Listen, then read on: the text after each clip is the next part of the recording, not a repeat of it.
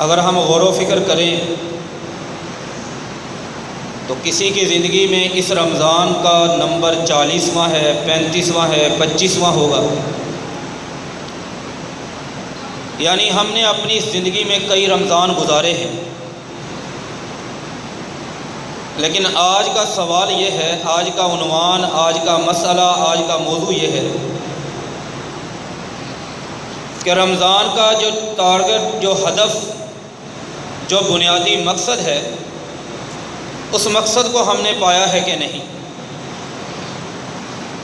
مالک کائنات قرآن مجید فرقان حمید میں ارشاد فرماتے ہیں،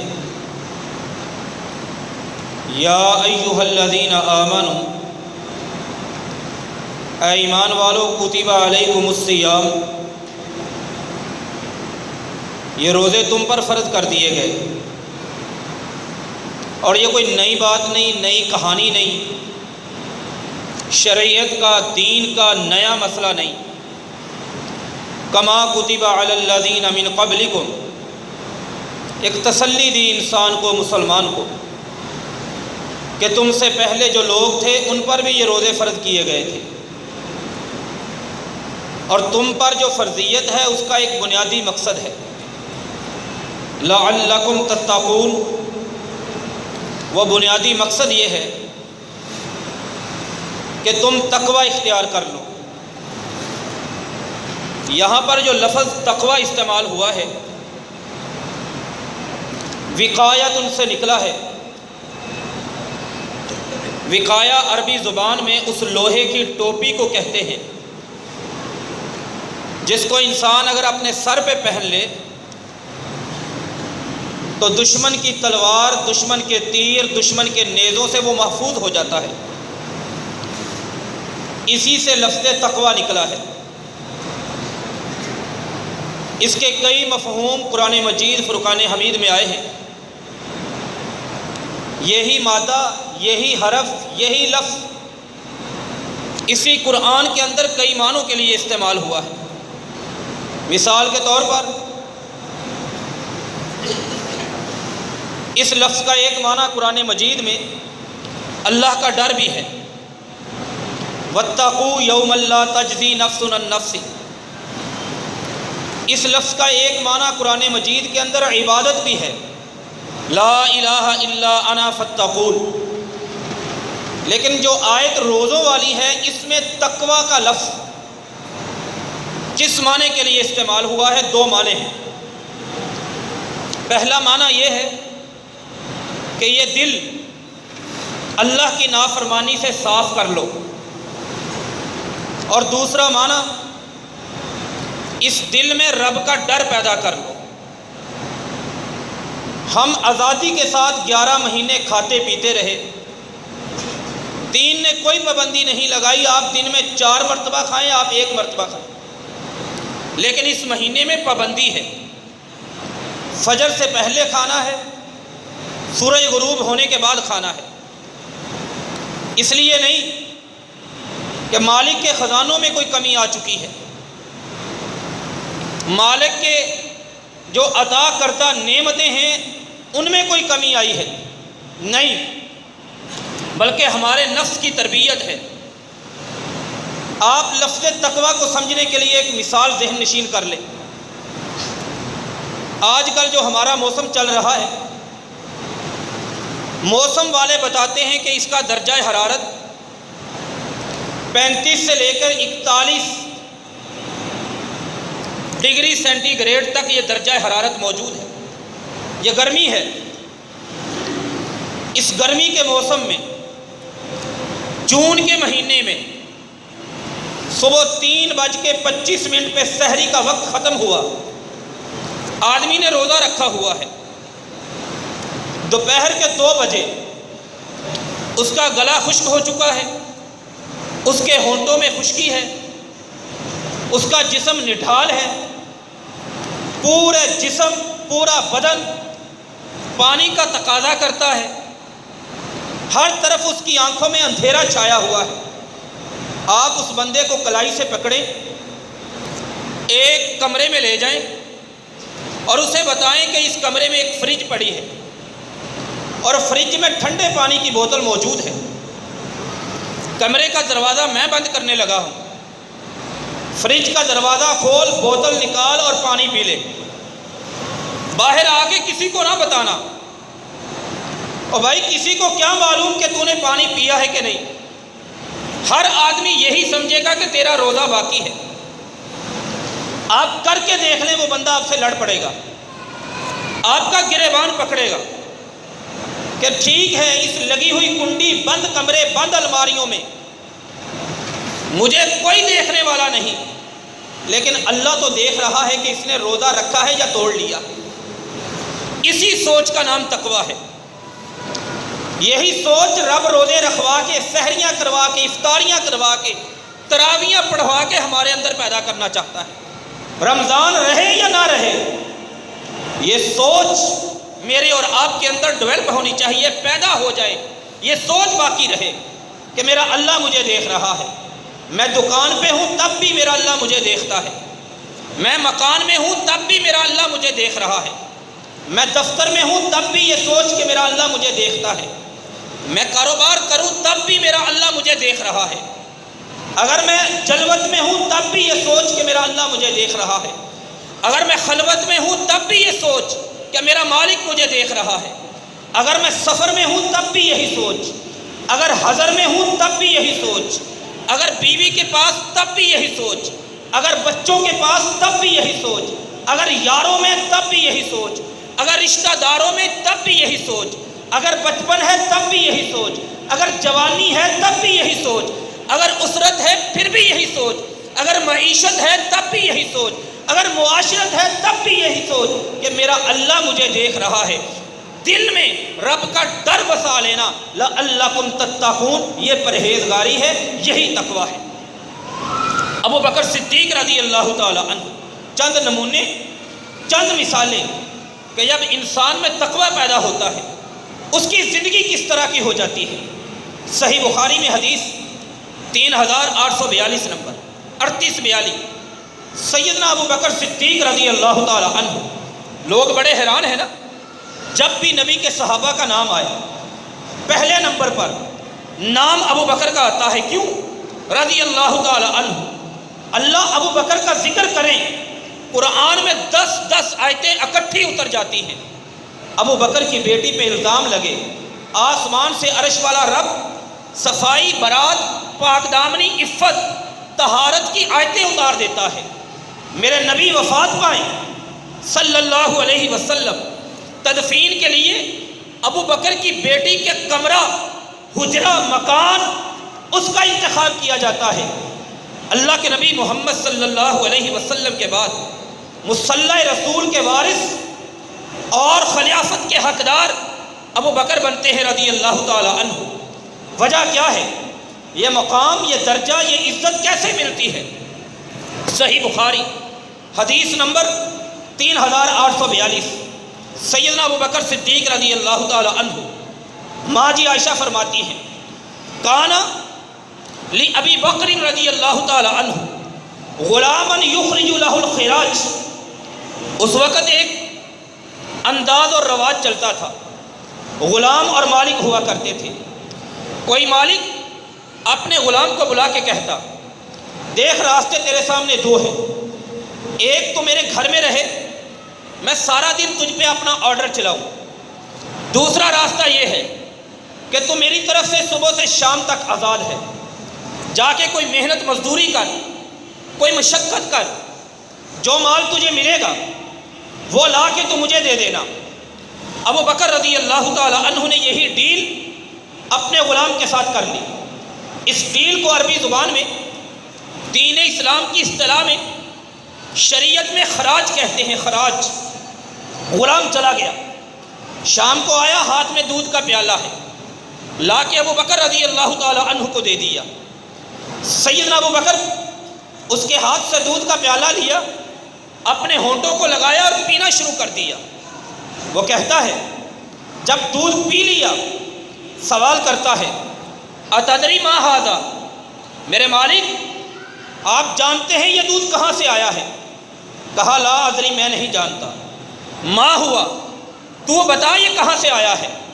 کہنے لگے کنت تقاہنت لانسان فی الجاہلیۃ، جاہلیت کا زمانہ تھا، میں نے کلمہ نہیں پڑھا تھا، میں نے اسلام قبول نہیں کیا تھا، میں کہانت کیا کرتا تھا، لوگوں کے ہاتھ دیکھ کر قسمت کا حال بتاتا تھا، وما احسن الکہانہ، اور اس علم کا مجھے پتہ نہیں تھا۔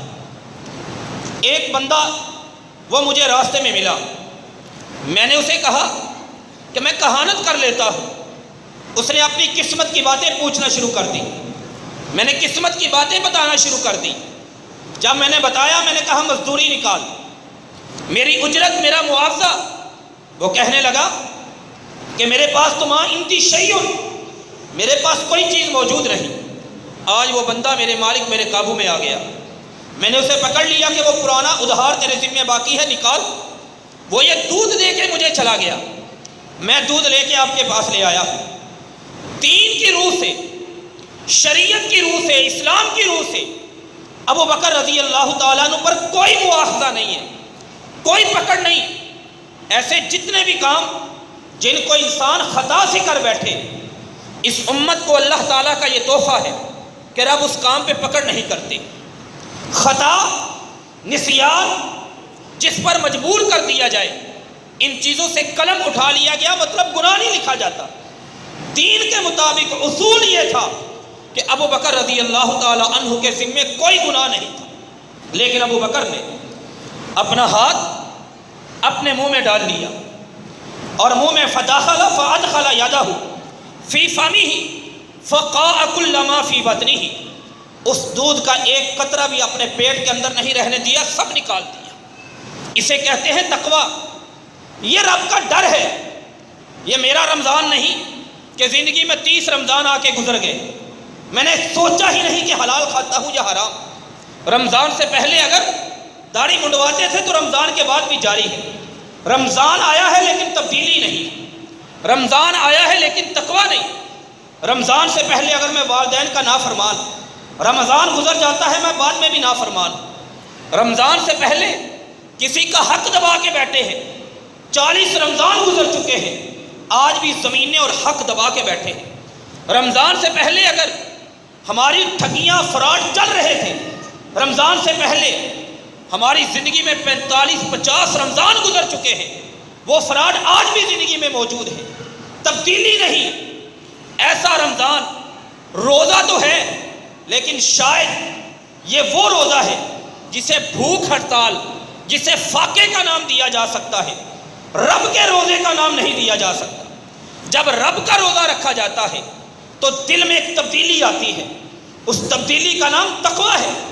اور تقویٰ کسے کہتے ہیں؟ صحیح بخاری کی حدیث 3472 3472، ابو ہریرہ رضی اللہ تعالی عنہ فرماتے ہیں، ہم سے پہلی امتوں کی بات، ان الرجل، ایک آدمی ہے وہ کسی بندے سے زمین کا سودا کرتا ہے، اشترى الرجل، وہ کسی ایک آدمی دوسرے بندے سے زمین کا سودا کرتا ہے، اقارا، زمین خرید لی، زمین خریدنے کے بعد اپنے گھر سے نکلا، پہلے دن جا کے زمین پہ ہل چلایا، فوجد الرجل الذي اشترى العقار جرة فيها ذهب، ہل چلایا ہے کہ زمین میں سے ایک گھڑا نکل آیا، گھڑے میں دیکھا سونے کے زیورات، سونا موجود ہے، فيها ذهب، فوراً اس زمین خریدنے والے نے گھڑا اپنے کندھے پہ رکھا، جس سے زمین خریدی تھی اس کے گھر پہ چلا گیا، جا کے دروازے پہ دستک دی ہے، دروازہ کھلوایا ہے، مالک باہر نکلا، کہا بھائی یہ گھڑا سنبھال، یہ سونا ہے اس میں، اور سن، اشتریت منک الارض ولم ابتا منک ذهبا، زمین خریدی ہے تجھ سے، یہ سونا اٹھا اپنا، یہ سونا نہیں میں نے خریدا، زمین کے پیسے دیے ہیں، سونے کے پیسے نہیں دیے، یہ سونے کا مالک تو ہے۔ جب اللہ کا ڈر ہوتا ہے پھر دیگے سونے کی نکل آئیں، کھڑے سونے کے نکل آئیں، من سونے کے نکل آئیں، انسان ڈولتا نہیں، انسان پھرتا نہیں ہے، انسان قابو میں رہتا ہے، انسان انسانیت میں رہتا ہے۔ اور جب تقویٰ نہیں ہوتا، اپنے ہاتھوں سے پلاٹ بیچتے ہیں، اپنے ہاتھوں سے قبضے کرتے ہیں، اپنے ہاتھوں سے لوگوں کے خون بہاتے ہیں، رقمیں بھی لیتے ہیں، زمینیں بھی نہیں دیتے، رقمیں بھی لیتے ہیں، قتل بھی کرتے ہیں، رقمیں بھی لیتے ہیں، دبا بھی جاتے ہیں، نہ یہ احساس کہ میں مرنے والا ہوں، نہ یہ احساس کہ میرا مالک بھی موجود ہے، ایک نہ ایک دن میرا سب کچھ اس دنیا میں رہ جائے گا۔ لیکن جن میں رب کا ڈر پیدا ہو جائے، جن میں تقوی پیدا ہو جائے، ان کے جینے کے رنگ ڈھنگ نرالے ہوا کرتے ہیں۔ کہا اشتریت منک الارض ولم بتاتا، یہ میں نے تجھ سے سونا خریدا ہے، ولم ابتا منک ذهب، تجھ سے میں نے زمین خریدی ہے، سونا نہیں خریدا۔ اٹھا اپنا گھڑا، اٹھا اپنا سونا۔ وہ بھی کیسا ایمان والا بندہ تھا، کہنے لگا سن، بیتک الارض، میں نے تجھے زمین بیچی ہے، جو کچھ زمین میں تھا وہ بھی بیچ دیا ہے، سونے کا مالک تو ہے، سونے کا مالک میں نہیں۔ وہ کہتا ہے سونے کا مالک تو ہے، سونے کا مالک میں نہیں۔ فتحاکما الی رجل، دونوں نے اپنا کیس، اپنا مقدمہ دائر کر دیا، ایک بندے کے پاس پہنچ گئے، نیک قاضی کے پاس، جج کے پاس، بکے ہوئے جج نہیں، کسی کے ہاتھوں میں کھیلنے والے جج نہیں۔ اس نے جب دونوں کی کیفیت، دونوں میں رب کا ڈر دیکھا، کہا الو الکما ولدن، اولاد ہے؟ دونوں میں سے ایک نے کہا لی غلام، میرا بیٹا ہے۔ دوسرا کہتا ہے میری بیٹی ہے۔ کہا دونوں کا آپس میں نکاح کر دو اور یہ سونا ان دونوں پہ خرچ کر دو، ولیتصدقا، وہ دونوں اپنے اوپر بھی خرچ کریں گے اور رب کے راستے میں صدقہ بھی کریں گے۔ یہ تقوی ہے۔ سونا کیوں نہ آ جائے، کلو کے حساب سے کیوں نہ آ جائے، گھڑوں کے حساب سے کیوں نہ آ جائے، دیگوں کے حساب سے کیوں نہ آ جائے، اگر رب کا تقوی ڈر اس دل میں پیدا ہو چکا ہے، انسان انسانیت میں رہتا ہے، مسلمان اسلام میں رہتا ہے۔ یہ مقصد ہے رمضان المبارک کے روزوں کا۔ 29-30ویں روزے کو، عید الفطر دوسرے تیسرے دن دیکھنا اپنے آپ کو، اپنی ہی عدالت میں کھڑے کرنا۔ اگر ہماری کیفیت یہ ہو چکی ہے تو سچی بات یہ ہے کہ ہم رمضان کے امتحان میں کامیاب ہیں، اور اگر زندگی بدلی نہیں، رب کی نافرمانیاں جاری ہیں۔ رمضان سے پہلے بے نماز تو آج بھی بے نماز، رمضان سے پہلے حرام زندگی میں موجود تھا، آج بھی موجود ہے۔ تو سمجھ لیں رمضان کے نام پر، سحریوں افطاریوں کے نام پر اپنے پیدا کرنے والی ذات کو دھوکہ دینے کی کوشش کی ہے، رمضان کا مقصد نہیں پایا ہم نے۔ ایک اور صحابی، صحیح مسلم میں حدیث 3007 نمبر، تقوی کسے کہتے ہیں، تقوی پیدا کرنے والوں کی زندگی کیسی ہوتی ہے، سیدنا عبادہ بن ولید بن عبادہ بن صامت رضی اللہ تعالی عنہ بیان کرتے ہیں، صحیح مسلم کی حدیث ہے 3007 3006، 2 مرتبہ امام مسلم نے اپنی کتاب میں اسے نقل کیا، 2 مرتبہ۔ یہ ولید کہتے ہیں، یہ عبادہ کے بیٹے ولید کا بیٹا پھر آگے عبادہ، وہ کہتا ہے مجھے میرے والد نے ساتھ لیا، کہا آؤ بیٹا مدینہ میں چلتے ہیں۔ مدینہ میں انصاری لوگ رہتے ہیں، انصار مسجد نبوی کے نمازی تھے، تیرے میرے پیغمبر کے جان نثار وفادار تھے، انہوں نے رب کے نبی سے دین سیکھا ہے، ہم ان سے دین سیکھنے کے لیے آتے ہیں۔ کہتے ہیں مشیت انا و ابی الی ھذا الحی من الانصار فی المدینہ، ہم مدینہ میں چلے گئے، انصار کی بستی اور محلے میں چلے گئے، چلتے چلتے فلقینا ابا الیسری، ایک نبی صلی اللہ علیہ وسلم کا صحابی ابو الیسر اس کی کنیت، رضی اللہ تعالی عنہ سے ملاقات ہو گئی۔ ہم نے کہا آپ سے دین کی باتیں سیکھنی ہیں۔ ابو الیسر کے پیچھے دیکھا، وَمَعَهُ غُلَامٌ، ابو الیسر کا ایک غلام تھا۔ آج کل ہمارے ہاں ایک نوکر پایا جاتا ہے، ایک ملازم پایا جاتا ہے، اس کا سٹیٹس بہت اونچا ہوتا ہے، بہت اونچا۔ ایک غلام ہے، اس کا سٹیٹس بالکل نیچے کا ہوتا ہے، کوئی ویلیو نہیں ہوتی۔ دین میں غلام اسے کہتے ہیں جو مرتا ہے تو اس کی ساری وراثت، کل مال کا مالک اس کا بیٹا، اس کی بیوی نہیں، وہ جس کا غلام ہوتا ہے وہی بنتا ہے۔ وہ جتنا مرضی کما لے وہ اس کا نہیں ہوتا، وہ اس کے مالک کا ہوا کرتا ہے، وہ غلام تھا، یعنی کوئی حیثیت نہیں غلام کی۔ آج کل کے دور میں یہ غلامی کا سسٹم ختم ہو چکا ہے، صرف ایک طریقہ ہے غلام اور لونڈی کا سسٹم، کہ مسلمان اپنے حکمران کے تحت جہاد کریں، کافر ہار جائیں، ان کے لوگ قید ہو جائیں۔ اب جو کافروں کے لوگ قید ہوں گے وہ غلام اور لونڈیاں بنیں گے، یہ طریقہ ہے۔ آج یہ موجود نہیں۔ وہ غلام تھا، بالکل نچلے درجے کا بندہ تھا۔ وہ کہتے ہیں عبادہ رضی اللہ تعالی عنہ، ان کے پوتے ولید کہتے ہیں میں نے دیکھا ابو الیسر نبی کا صحابی، ان کے پیچھے ان کا غلام کے پاس قرآن مجید فرقان حمید کے کچھ اوراق موجود تھے، مصحف کے کچھ اوراق موجود تھے، میں نے ان کے پاس دیکھے، لیکن میں دیکھ کے بڑا حیران رہ گیا۔ فرعیت، میں نے دیکھا ابو الیسر رضی اللہ تعالی عنہ، مدینے کا چودھری، انصار کا چودھری، وڈیرا، جگیردار، زمیندار، رئیس، زمینوں کا، باغوں کا مالک، بدر کی جنگ میں شریک ہونے والا انصاری صحابی رضی اللہ تعالی عنہ کہتے ہیں میں نے ان کا لباس دیکھا۔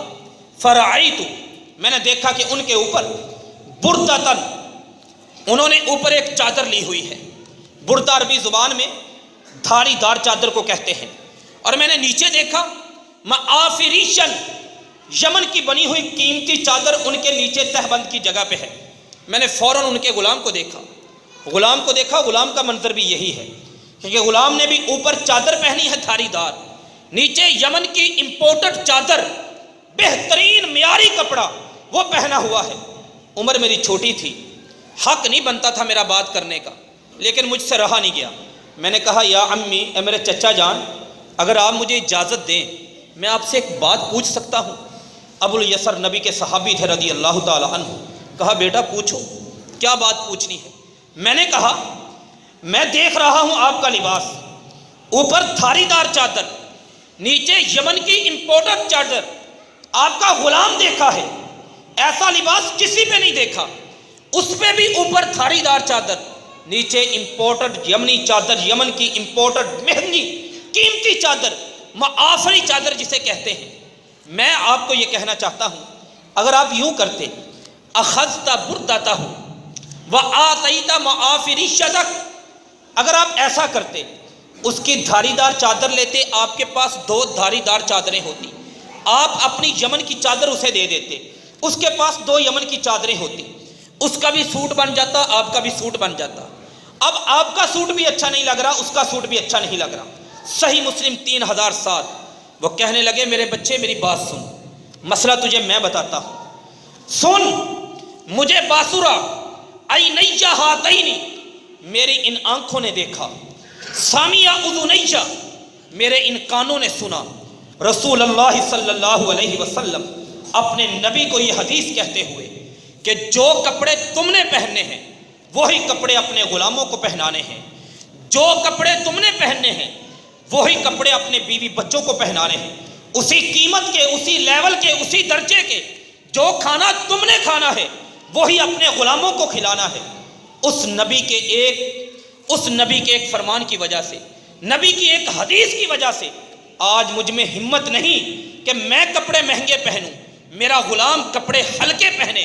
اور سن، میرے نزدیک یہ بات ان اوتیہ احوانا علیہ، کہ میں کل قیامت کا دن ہو، اللہ میری نیکیاں لے کر میرے غلام کو دے دے کہ یہ تیرا مالک تھا، اس کے کپڑے مہنگے ہوا کرتے تھے، تو غلام تھا، تیرے کپڑے سستے ہوا کرتے تھے، اللہ مجھے کھڑا کرے، اس جرم کے بدلے میری نیکیاں، میری نمازیں، میرے روزے، میری عبادت، میری سخاوت، میرے صدقات، میری خیرات، میری زکوٰۃ، ان چیزوں کا ثواب، اجر، نیکیاں لے کر میرے غلام کو دے دے، میری نیکیاں کم پڑ جائیں، میں یہ برداشت نہیں کر سکتا۔ جب یہ سوچ ہوتی ہے انسان اپنے جینے میں، اپنی زندگی میں اتنا ایماندار ہوتا ہے، اور جب تقویٰ نہیں ہوتا انسان پھر ڈنڈی مارتا ہے، پھر حلال اور حرام کے فرق بھول جاتا ہے۔ پھر رمضان آتے ہیں تبدیلی نہیں آتی، رمضان آتے ہیں چینجنگ نہیں آتی، رمضان آتا ہے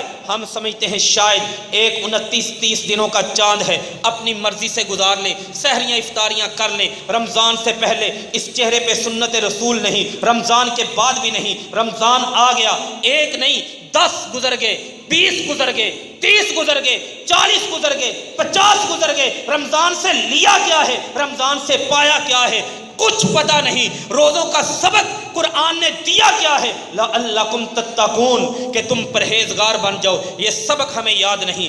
تقویٰ تقویٰ تقویٰ کا مطلب یہ ہے اس دل میں رب کا ڈر پیدا ہو جائے، گناہ کا ذرہ باقی نہ رہے، اور اگر گناہ کر لیا ہے وہ گناہ کا احساس مجھے سونے نہ دے، مجھے جینے نہ دے، مجھے کھانے نہ دے، مجھے پینے نہ دے، مجھے رہنے نہ دے، جب تک میں اس گناہ پہ توبہ نہ کر لوں۔ ابو داؤد کی حدیث 4442 نمبر، اللہ کے نبی صلی اللہ علیہ وسلم مسجد نبوی میں موجود ہیں۔ مسجد نبوی کھچا کھچ صحابہ سے بھری ہوئی، مرد بھی موجود، عورتیں بھی موجود، امیر بھی موجود، غریب بھی موجود، انصار بھی موجود، مہاجر بھی موجود، سب کے سب موجود ہیں۔ اللہ کے نبی صلی اللہ علیہ وسلم، ہم جانتے ہیں مرد میں ہمت ہوتی ہے، وہ بندوں کے سامنے بات کر سکتا ہے، عورتوں میں ہمت نہیں ہوتی، وہ کھڑی ہو کر، وہ تو تنہائی میں ایک آدمی سے اگر کوئی بات کرنا پڑ جائے، اپنے رشتہ دار ہوں ان سے بھی بڑی ہچکچا کے، بڑی شرما کے بات کرتی ہے، یہ فطرت سب جانتے ہیں۔ لیکن اس دن کا تو منظر ہی بڑا عجیب تھا۔ مسجد نبوی ہے، نمازی ہی نمازی ہیں، مسجد نبوی بھری ہوئی، عورتیں بھی ہیں، مرد بھی ہے، ہر قبیلے کے، ہر برادری کے۔ ایک عورت کھڑی ہوتی ہے، کہتی ہے آقا طاہرنی، مجھے پاک کر دیں، مجھے پاک کر دیں۔ میرے پیغمبر نے پوچھا برباد ہو جائے وہی حقیق، تو نے کیا کیا ہے؟ کہنے لگی اللہ کے نبی صلی اللہ علیہ وسلم، میں زنا کر بیٹھی ہوں، بدکاری کا ارتکاب کر بیٹھی ہوں۔ ذرا سوچئے تصور میں کہ لوگ ہی لوگ موجود ہوں، افراد ہی افراد موجود ہوں، مرد بھی موجود ہوں، عورتیں بھی موجود ہوں، امیر بھی موجود ہوں، غریب بھی موجود ہوں، قبیلوں کے قبیلے موجود ہوں، برادری کی برادریاں موجود ہوں، اور ان میں ایک عورت کھڑی ہو کر کہے کہ میں نے بدکاری کی ہے، میں نے زنا کیا ہے، میری جو سزا بنتی ہے وہ مجھے دیں۔ کتنا مشکل ہے، کتنا مشکل ہے۔ مرد اس میں یہ ہمت نہیں پائی جاتی، یہ تو عورت ہے۔ میرے نبی صلی اللہ علیہ وسلم نے فرمایا ویحکی ارجعی فاستغفری وتوبی الی، برباد ہو جائے، جا چلی یا جہاں سے، جا کے اللہ سے معافی مانگ۔ ویحکی ارجعی، پلٹ جا، فاستغفری، رب سے بخشش طلب کر، توبی الی، اللہ سے توبہ کر۔ میرے نبی نے موقع دیا اسے، لیکن وہ وہاں سے ہلی نہیں۔ کہتی ہے اللہ کے نبی صلی اللہ علیہ وسلم، آپ کیا سمجھتے ہیں مجھے پتہ نہیں؟ ترید ان ترددنی کما رددت ماعز بن مالک، آپ نے ایک بندہ ماعز بن مالک کو ایسا ہی جملہ کہا تھا، آپ چاہتے ہیں میں بھی ماعز بن مالک کی طرح چلی جاؤں؟ نہیں، میں یہیں پہ کھڑی ہوں۔ اللہ کے نبی صلی اللہ علیہ وسلم، میں نے بدکاری کی ہے، میں نے جرم کیا ہے، میں نے غلطی کی ہے، میں نے خطا کی ہے، مجھ سے نادانی ہوئی ہے، رب کی نافرمانی ہوئی ہے، میں یہاں سے نہیں جاؤں گی۔ میرے پیغمبر محمد صلی اللہ علیہ وسلم پھر خاموش ہوئے، فاشارت الی بطنہا، اپنے پیٹ کی طرف اشارہ کیا، کہنے لگی انہا حبلا، آقا میرے پاس گواہ بھی موجود ہے، ثبوت پروف موجود ہے، میں نے بدکاری کی ہے، اس بدکاری کا نتیجہ آج میں حاملہ ہوں۔ میرے نبی صلی اللہ علیہ وسلم نے فرمایا حتی تضعی ولدک، جب تیرا بچہ پیدا ہو جائے تب آ جانا۔ وہ چلی گئی۔ کتنے مہینے کا ٹائم ملا؟ کوئی 6-7 مہینے کا ٹائم تو ملا۔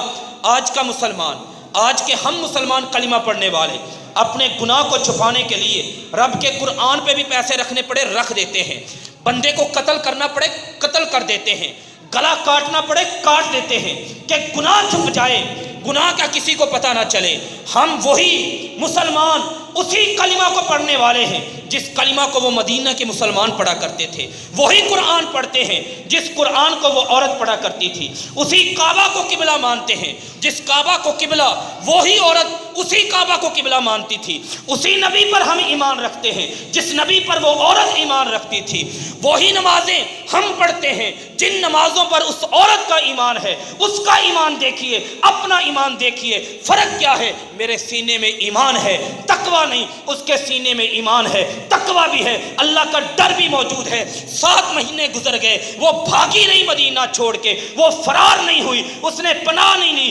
یمن موجود تھا، شام موجود تھا، دمشق موجود تھا، اور ایران موجود تھا، عراق موجود تھا، وہ مدینہ میں رہی، مدینہ میں زندہ رہی، مدینہ میں موجود رہی۔ 7-8 مہینے کے بعد بچہ پیدا ہوا، بس سبھی شوہا، اس کا بچہ فی خرقتن، ایک پھٹے پرانے کپڑے میں لپیٹ کے دوبارہ مسجد نبوی میں آ گئی، ہاتھوں پہ اٹھایا ہوا۔ آقا آپ نے کہا تھا جب تیرا بیٹا پیدا ہو جائے، جب تیرا بچہ دنیا میں آ جائے تب آنا۔ میں اپنے وعدے کے مطابق آج پھر آ چکی ہوں۔ میں نے جو جرم کیا ہے، میں نے جو بدکاری کی ہے، میں نے جو گناہ کیا ہے، میں نے جو خطا کی ہے، میں نے جو غلطی کی ہے، میں اپنے رب کی حد کو توڑ بیٹھی ہوں، اپنے رب کو ناراض کر بیٹھی ہوں۔ مجھے طاہر نہیں، آپ پاک کر دیں۔ اس جرم کا احساس مجھے نہ سونے دیتا ہے، نہ مجھے کھانے دیتا ہے، نہ مجھے پینے دیتا ہے، نہ مجھے جینے دیتا ہے۔ میرے آقا نے کہا یہ بچہ تو لے آئی ہے، اگر میں تجھے رجم کر دوں، اور عورت جانتی ہے، عورت پہچانتی ہے، عورت سمجھتی ہے کہ میرے جرم کی سزا کیا ہے۔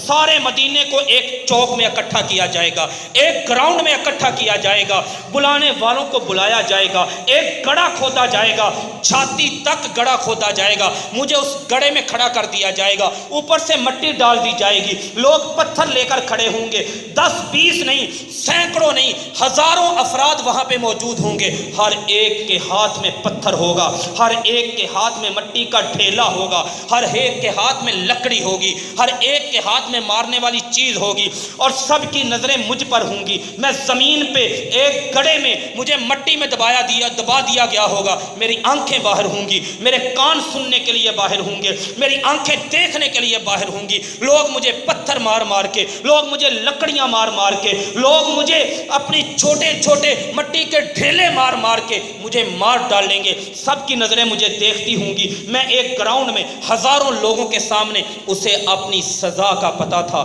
اپنی سزا کا، لیکن وہ وہاں سے جانے کے لیے تیار نہیں۔ کیوں؟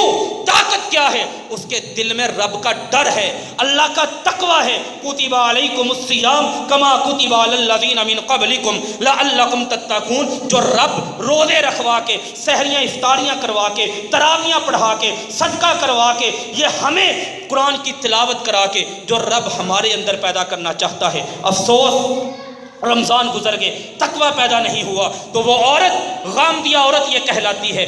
سنن ابی داود میں یہ حدیث 4442 نمبر، اور صحیح مسلم میں یہ حدیث 1695 نمبر، 1695 نمبر، نبی اکرم صلی اللہ علیہ وسلم نے فرمایا حتی تفتمیہ، اپنے بچے کو جا کے، یہ تیرا بیٹا تیری چھاتی کا محتاج ہے، جا کے دودھ پلا، جب تیرا بچہ تیری چھاتی کا محتاج نہ رہے، دودھ پینا چھوڑ دے، اس بچے کو لے کے میرے پاس آنا، پھر میں تیرا فیصلہ کروں گا۔ پھر 6-7 مہینے کا ٹائم مل گیا، لیکن یہ عورت پھر مدینہ میں ہے، یہ فرار نہیں ہوئی آج کے مسلمان کی طرح کہ وہ فرار ہو کے کوئی سعودیہ میں پناہ لے، کوئی لندن میں پناہ لے، کوئی ملک لوٹ کے جائے، کوئی کسی کو مار کے جائے، کوئی دبئی میں جا کے پناہ لے۔ یہ بھی اسلام ہے، وہ بھی اسلام تھا، یہ بھی تقویٰ ہے، وہ بھی تقویٰ تھا، وہ بھی رب کو ماننے والے، آج کا مسلمان بھی رب کو ماننے والا، لیکن فرق کتنا ہے، بوجھ کتنا ہے۔ آج ضرورت مسلمان کو کس چیز کی ہے؟ آج کون سی تبدیلی ہے؟ لعلکم تتقون، جو رمضان المبارک کے توسط سے صحیح ہمیں اپنے اندر پیدا کرنی چاہیے، وہ 7-8 مہینے کے بعد پھر آ جاتی ہے، اور بچہ اس کے ہاتھوں میں اٹھایا ہوا ہے۔ وفی یدی الصبی کسرۃ خبز، انس بن مالک رضی اللہ تعالیٰ عنہ فرماتے ہیں میں نے اپنی آنکھوں سے دیکھا ایک چھوٹا سا ننھا سا وجود، اس کے ہاتھ میں روٹی کا ٹکڑا ہے، وہ روٹی کا ٹکڑا اپنے ہاتھ میں پکڑے ہوئے، اور وہ عورت اشارہ کر کے کہہ رہی آقا دیکھیے اب یہ روٹی کھا سکتا ہے، اب یہ کھانا کھا سکتا ہے، اب یہ میرا محتاج نہیں۔ میرے نبی صلی اللہ علیہ وسلم نے صحابہ کو کہا لے جاؤ فرجموہا، اس کو جا کے رجم کر دو۔ لوگ لے گئے اور لوگوں نے جا کر فحفروا لہو، اس کے لہا اس کے لیے ایک گڑھا کھودا، چھاتی تک گڑھا کھود دیا گیا، اس عورت کو گڑھے میں کھڑا کر دیا گیا، دائیں بائیں مٹی ڈال دی گئی، لوگوں نے پتھر مارنا شروع ہوئے، پورا مدینہ اس گراؤنڈ میں جمع ہے، اسے پتھر مار رہا ہے، پتھر لگتے گئے۔ سیدنا خالد بن ابن الولید رضی اللہ تعالی عنہ گڑھے کے پاس کھڑے تھے، انہوں نے ایک پتھر مارا، اس کے بدن سے ایک لہو کا قطرہ، ایک خون کا قطرہ اڑتا ہے، خالد ابن الولید کے چہرے پہ جا لگا، فتلطخ وجہ خالد ابن الولید، خالد بن ولید رضی اللہ تعالی عنہ اس چہرے سے خون کا قطرہ صاف کرتے ہیں، وصبہا، اور اس کو ایک برا بھلا ایک گالی نما لفظ کہہ دیتے ہیں۔ میرے نبی صلی اللہ علیہ وسلم نے فلما سمع خالد بن الولید صبہ، خالد بن ولید کی گالی سنی، خالد بن ولید کو بلایا، کہا خالد تو میرے پاس آ جا، خالد کو بلا کے کہا تو نہیں جانتا اس عورت کے دل میں رب کا ڈر کتنا تھا، لقد تابت توبۃ لو تابها صاحب مکس لغفر له، اس دنیا کا سب سے بڑا مجرم، اگر جو عورت جس اللہ کے ڈر کے ساتھ اس عورت نے توبہ کی ہے، اگر اسی ڈر کے ساتھ اس کائنات کا سب سے بڑا مجرم، لوگوں سے زبردستی مال ہڑپ کرنے والا، وہ بھی توبہ کرتا، رب اس کو بھی معاف کر دیتا۔ پھر میرے نبی نے خود اس کا جنازہ پڑھایا اور اسے مدینہ کے قبرستان میں دفن کیا گیا۔ اور چیز کیا تھی؟ آج ہم اس منبر پر اس عورت کا واقعہ بیان کر رہے ہیں، اور اگر اس عورت کے دل میں ڈر نہ ہوتا اور وہ عورت اس بات کو پی جاتی، اس بات کو چھپا جاتی اور اس بات کو دبا جاتی، وہاں پر آج اس منبر پر اس عورت کی شان نہ بیان ہوتی، نبی کی زبان سے خالد ابن الولید رضی اللہ تعالی عنہ کے سامنے اس عورت کی عظمت نہ بیان ہوتی، میرے نبی کا جنازہ پڑھانا شاید اس عورت کو نصیب نہ ہوتا۔ اس کے ڈر کی وجہ سے ظاہری طور پر وہ بھی سوچ سکتی تھی کہ جب میں مسجد میں کھڑی ہو کر اپنے زنا کا، اپنی بدکاری کا ارتکاب جو میں نے کیا ہے اس کا اعلان کروں گی، میرے بھائی موجود ہوں گے، ان کی ناک کٹ جائے گی، میرے رشتہ دار موجود ہوں گے، ان کے پلے میں کچھ نہیں رہے گا، لیکن یہ ساری چیزیں، یہ چونکے چنانچے، یہ اگر مگر دیگر، یہ ساری چیزیں اس دل کی سوچ ہوا کرتی ہیں، اس دماغ کی فکر ہوا کرتی ہیں جس میں لوگوں کا ڈر موجود ہو، رب کا ڈر نہ ہو۔ جب رب کا ڈر آ جائے پھر لوگوں کا ڈر ختم ہو جاتا ہے۔ سیدنا عبداللہ بن عمر رضی اللہ تعالی عنہما، امام بیہقی کی کتاب شعب الایمان، شعب الایمان، حدیث نمبر 5291، 5251، عبداللہ بن عمر، دو بندے ان سے حدیث بیان کرتے ہیں، سیدنا نافع بیان کرتے ہیں، سیدنا زید بن اسلم رحمہ اللہ تعالی یہ بھی حدیث بیان کرتے ہیں۔ وہ دونوں کہتے ہیں ایک دن عبداللہ بن عمر رضی اللہ تعالی عنہما انہوں نے ہمیں بلایا، ہمیں بلا کے کہا کہ آپ ہمارے لیے کھانا تیار کریں۔ ہم نے ان کے لیے بڑا بہترین VIP اعلیٰ قسم کا ایک کھانا تیار کیا، کہا ایک دسترخوان بھی لے لو، ہم نے دسترخوان بھی لے لیا، کہا دو چار بندے اور بھی بلا لو، ہم نے وہ بھی بلا لیے۔ خرج الی بعض نواحی المدینہ، مدینہ کی پہاڑی علاقوں کی طرف نکل گئے، احد پہاڑ کی طرف، چھوٹی چھوٹی وادیوں کی طرف، وہاں کی طرف نکل گئے، زمین کی سیر کرنے کے لیے، زمین کے مناظر دیکھنے کے لیے، رب کی قدرت دیکھنے کے لیے۔ افلم یسیروا فی الارض، رب ابھارتا ہے، اللہ کی قدرت دیکھنے کے لیے سفر کرو، لوگوں کا انجام دیکھنے کے لیے سفر کرو۔ نکل گئے وہ صحابی عبداللہ بن عمر رضی اللہ تعالی عنہما، رفقا، یار، قریبی رشتہ دار، سبھی ان کے ساتھ تھے۔ چلتے چلتے ایک وادی میں پہنچے، ظہر کا وقت ہو گیا، نماز ظہر کو ادا کیا، کھانے کا ٹائم ہے، اور اپنے صحابہ کو کہا، ساتھیوں کو کہا کہ یہاں پہ ایک دسترخوان بچھاؤ، کھانا سارا اس پہ لگا دو۔ دسترخوان بچھ گیا، کھانا لگا دیا گیا۔ عبداللہ بن عمر رضی اللہ تعالی عنہما، حدیث سنن الکبریٰ للبیہقی لکھنے والے امام بیہقی کی کتاب شعب الایمان، حدیث نمبر 5291، یہی حدیث طبرانی میں موجود ہے۔ اسی حدیث کو امام البانی نے السلسلۃ الصحیحہ میں 3161 نمبر پر صحیح کہا۔ دسترخوان لگ گیا، کھانا لگ گیا، لوگ بیٹھ گئے، ابن عمر بھی بیٹھ گئے رضی اللہ تعالی عنہ۔ اچانک ایک چرواہا اپنی بکریوں کو چراتا ہوا، یسوق الغنم، بکریوں کو چراتا ہوا ان کے قریب آ گیا۔ عبداللہ بن عمر رضی اللہ تعالی عنہما نے جب اس چرواہے کو دیکھا، فسلم علیہ، عبداللہ بن عمر کو چرواہا کے سلام کرتا ہے، کہتا جی السلام علیکم۔ عبداللہ بن عمر رضی اللہ تعالی عنہما اس سے کہتے ہیں وعلیکم السلام، یا راعی حلم فاسی بالسفرہ، دسترخوان لگ چکا ہے، کھانا لگ چکا ہے، آ یہاں پہ آ کے کھانا کھا لے ہمارے ساتھ۔ وہ چرواہا کہتا ہے میں آپ کے ساتھ آپ کی اس دعوت کا حصہ نہیں بن سکتا، آپ کے ساتھ کھانا نہیں کھا سکتا، آپ کے دسترخوان پہ نہیں بیٹھ سکتا۔ او بھائی کیوں؟ مسئلہ کیا ہے تیرا؟ کیوں نہیں تو کھا سکتا؟ کیوں نہیں ہمارے دسترخوان پہ بیٹھے گا؟ کہنے لگا انا صائم، میں روزہ دار ہوں۔ ابن عمر تو حیران رہ گئے رضی اللہ تعالی عنہما، کہاں یہ درجہ حرارت، کہاں یہ گرمی، اتنی شدید گرمی، اور بکریاں چرانا، دنیا کا سب سے مشکل کام بکریاں چرانا ہے۔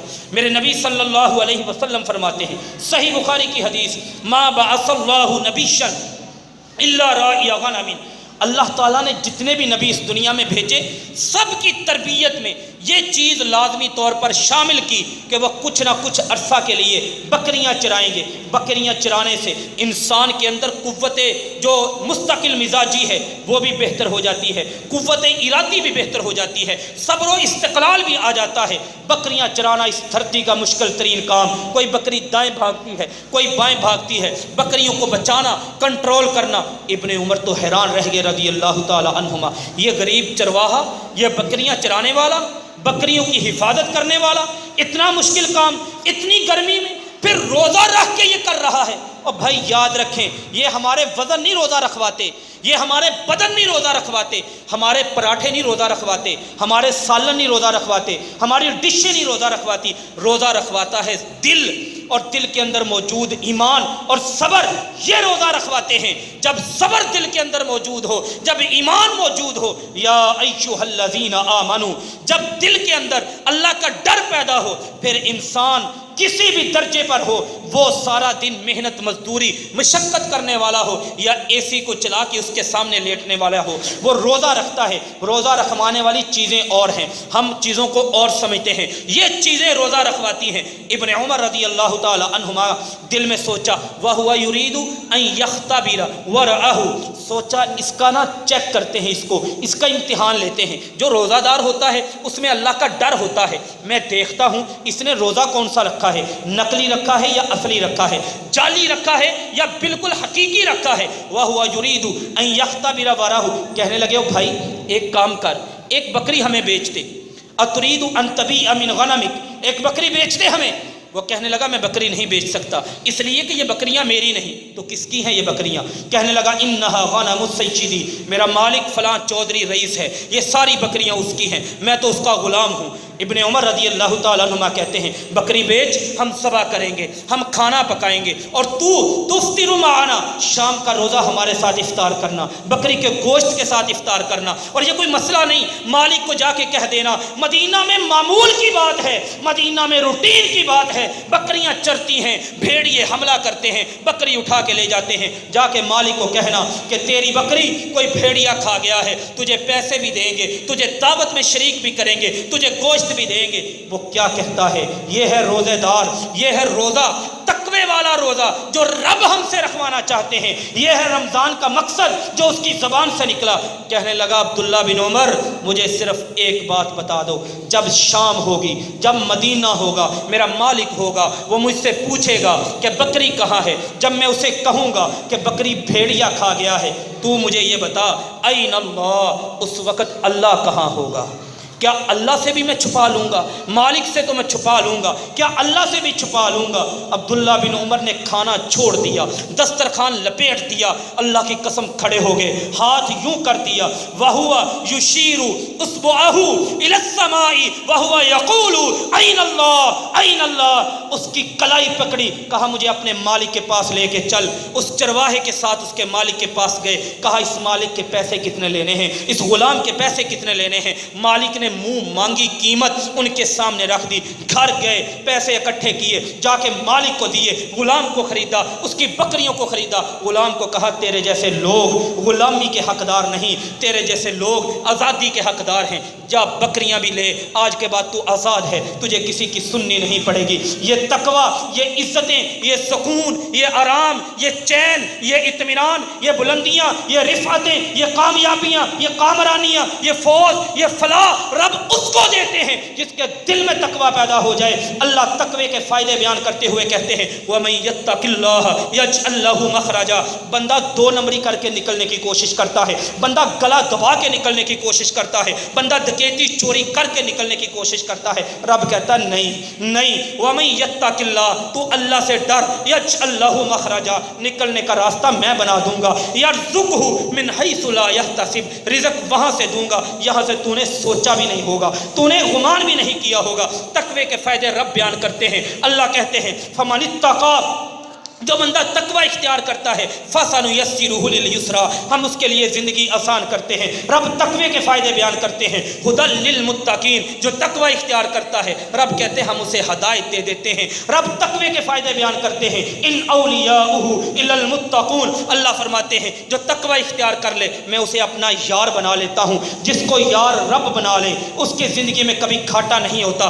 رب قرآن میں تقوی کے فائدے بیان کرتے ہیں، اللہ کہتے ہیں تقوی کے فائدے بیان کرتے ہوئے وَتَزَوَّدُوا فَإِنَّ خَيْرَ الزَّادِ التَّقْوَىٰ، دنیا میں تقوی سے بہتر کوئی سامان ہی نہیں۔ رب تقوی کے فائدے بیان کرتے ہوئے قرآن میں کہتے ہیں إِنَّ اللَّهَ يُحِبُّ الْمُتَّقِينَ، اللہ تقوی اختیار کرنے والوں سے محبت کرتا ہے۔ اور جب رب کسی سے محبت کرتا ہے رب جبریل کو بلاتے ہیں، جبریل کو کہتے ہیں جبریل دنیا کی فلاں بستی میں، فلاں شہر میں، فلاں قصبے میں، فلاں دیہات میں، فلاں گاؤں میں فلاں بندہ رہتا ہے، فلاں برادری کا، تیرا رب اس سے پیار کرتا ہے، جبریل تو بھی پیار کر۔ جبریل فوراً آسمانوں میں آتے ہیں، اعلان کرتے ہیں اور فرشتوں سنو رب فلاں بندے سے پیار کرتا ہے، میں فلاں بندے سے پیار کرتا ہوں، تم بھی فلاں بندے سے پیار کرو۔ وہ بندہ زمین پہ رہتا ہے، پوری دنیا اس کی دیوانی بن جاتی ہے، دنیا اس سے محبت کرنے والی بن جاتی ہے۔ تو یہ آج کا ہمارا خطبہ جمعہ کا یہ بنیادی مقصد کہ میرے رمضان کا مقصد کیا ہے، پچھلے 40-50 رمضان کی طرح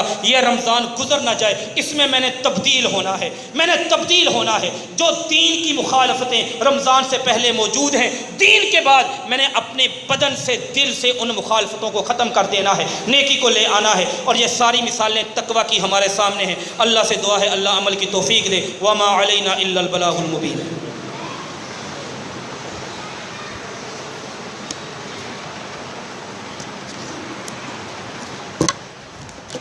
ان الحمد للہ نحمده ونستعینه ونستغفره ونعوذ باللہ من شرور انفسنا ومن سیئات اعمالنا، من يهده الله فلا مضل له ومن يضلل فلا هادي له، واشهد ان لا اله الا الله واشهد ان محمدا عبده ورسوله۔ اما بعد فان خیر الحدیث کتاب اللہ وخیر الہدی ہدی محمد صلی اللہ علیہ وسلم، وشر الامور محدثاتها وكل محدثة بدعة وكل بدعة ضلالة وكل ضلالة في النار۔ اللهم اشف مرضانا ومرضى المسلمين، اللهم اشف مرضانا ومرضى المسلمين، اللهم اعز الجهاد والمجاهدين، اللهم انصر الجهاد والمجاهدين، اللهم انصر الاسلام والمسلمين، اللهم انصر الاسلام والمسلمين۔ سبحان ربك رب العزة عما يصفون وسلام على المرسلين والحمد لله رب العالمين۔